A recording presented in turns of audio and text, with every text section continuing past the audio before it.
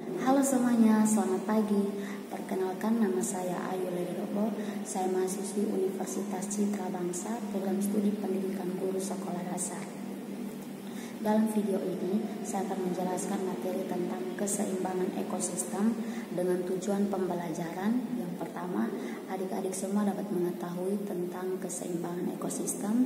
Dan yang kedua, adik-adik semua dapat mengetahui tentang aktivitas manusia yang mempengaruhi keseimbangan ekosistem. Dan metode pembelajaran yang saya pakai hari ini yaitu metode ceramah dan penugasan. Dalam akhir video saya akan memberikan tugas. Baik, saya akan menjelaskan tentang keseimbangan ekosistem. Yang pertama, pengertian ekosistem dan komponen ekosistem.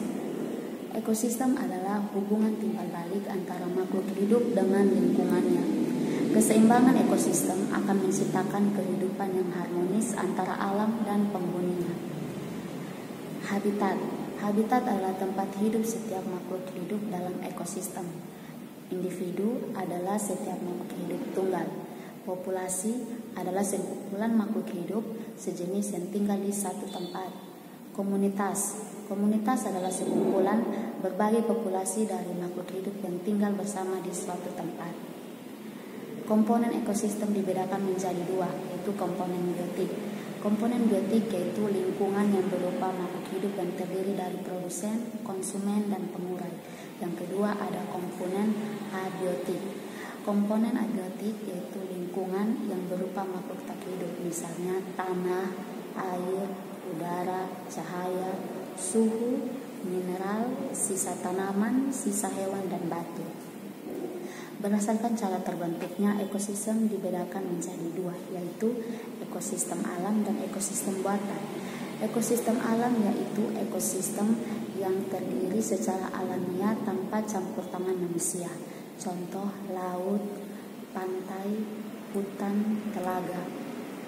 Yang kedua, ekosistem buatan yaitu ekosistem yang sengaja dibuat oleh manusia. Contoh, sawah, kolam, kebun, akuarium, dan kebun binatang. Nah, selanjutnya adalah aktivitas manusia yang mempengaruhi keseimbangan ekosistem.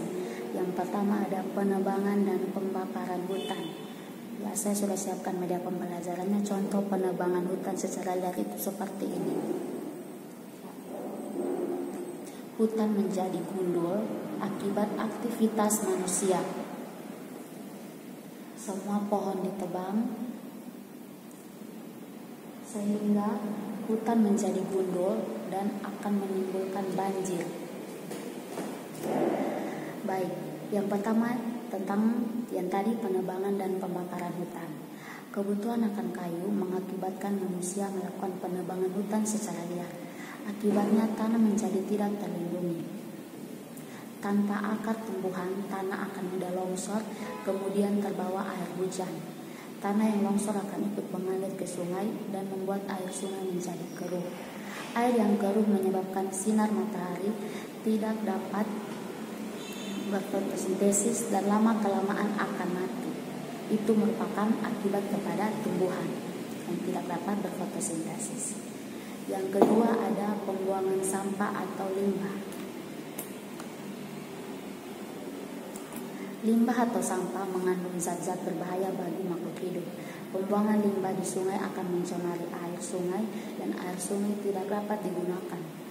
Akibatnya makhluk hidup yang tergantung pada air sungai akan kesulitan mencari air bersih.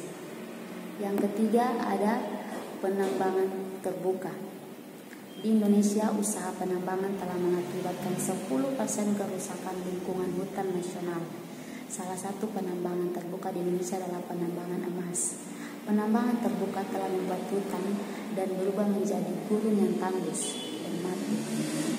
Tidak ada tumbuhan yang mampu hidup di sana. Dan yang keempat ada penggunaan pupuk dan pestisida yang berlebihan. Contohnya seperti ini. Penggunaan pupuk dan pestisida yang berlebihan. Minta maaf sebelumnya, saya hanya menyiapkan dua contoh, jadi tentang penambangan liar dan penggunaan pupuk dan pestisida yang berlebihan. Pupuk merupakan zat tambahan yang diperlukan tanaman.